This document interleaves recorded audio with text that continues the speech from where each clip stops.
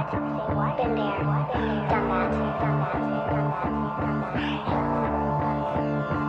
Pag sinabi mo na breezy, pasan niya ng Timog 4. Pag humawak yan ng pluma, kati kayo ang timano, di nyo na mabubura.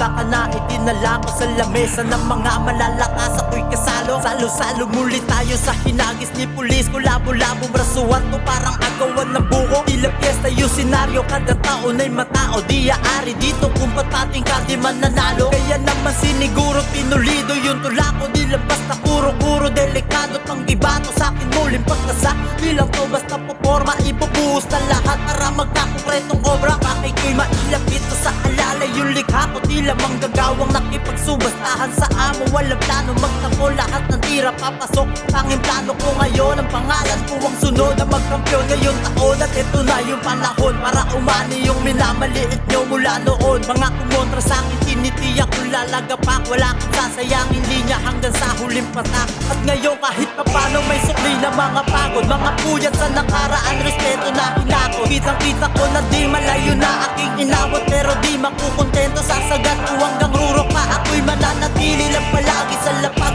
Pero ang aking pangarap matayog at paglipad, ako'y hindi mapapagod. Sasagat kung sasagat hanggang sa lahat ng mga sala ko ay matupad. Kung sakali man na lahat ng yun ay magaganap, pamilya muna uunahin syempre bago ang lahat. Pangalawa yung mga patuloy sa akin na sumuporta, gitnang daliri sabay dila alay sa kukontra. Sabihang mang nahihibang sa pinagsasabi, yun na praningan naging rapstar kaya di patuhuli. Kinikilusan ko palagi ang gusto ko makamit, habang minumukbang sa game mga kalabang malupit.